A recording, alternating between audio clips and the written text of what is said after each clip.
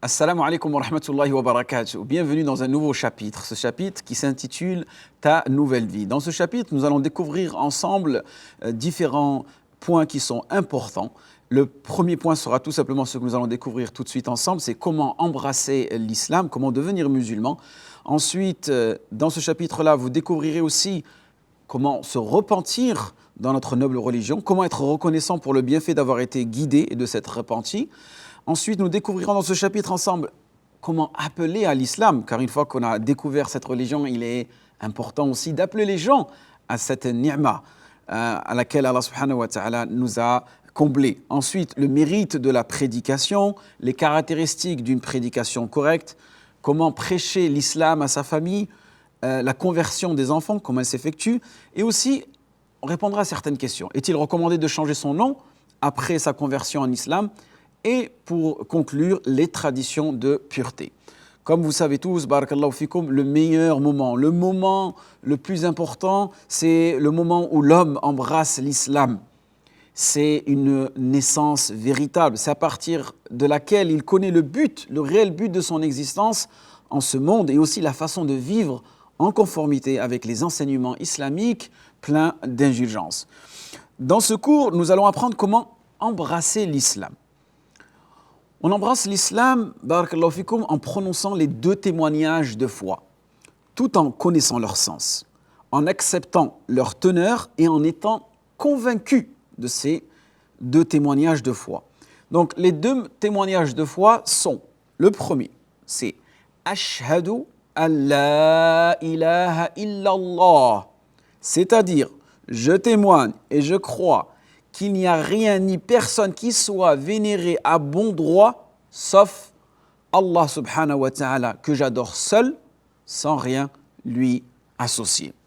Parfait, ça c'est le premier témoignage. Maintenant nous allons passer au deuxième témoignage, qui est « Ashhadu anna Muhammadan Rasulullah », c'est-à-dire « Je témoigne que Muhammad sallallahu alayhi wa sallam est le messager d'Allah envoyé à tous les hommes et j'obéis à ses commandements. Je délaisse ses interdits et j'adore Allah conformément à la législation qu'il apporte et dans le respect de sa sunna. Parfait? Donc, les deux attestations de foi. Ensuite, il est important que le musulman aussi fasse un bain, ce qu'on appelle le bain du musulman nouvellement converti. Donc, au moment où l'homme se convertit à l'islam, ce sont les instants, comme nous avons dit précédemment, les plus importants de sa vie. C'est sa véritable naissance à compter de laquelle il connaît désormais le but de son existence en ce monde. Et il est prescrit, lorsqu'il rentre dans la religion, de prendre un bain et de laver tout son corps.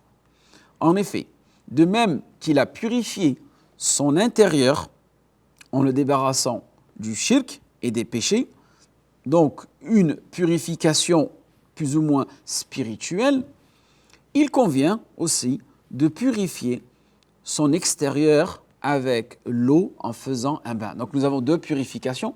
Nous avons une purification spirituelle, lorsqu'on prononce les deux témoignages de foi, et nous avons aussi une purification, on va dire plus ou moins physique. Et le prophète sallallahu alayhi wa sallam, comme il a été mentionné dans un hadith rapporté, le prophète sallallahu alayhi wa sallam a demandé à un des compagnons, et ce compagnon était un grand chef arabe. Vous savez ce qu'il lui a demandé de faire quand il a embrassé l'islam? Il lui demanda de faire un bain, d'accord? Donc un bain rituel. Donc voilà, tout simplement, comment une personne, est-ce qu'elle peut embrasser l'islam?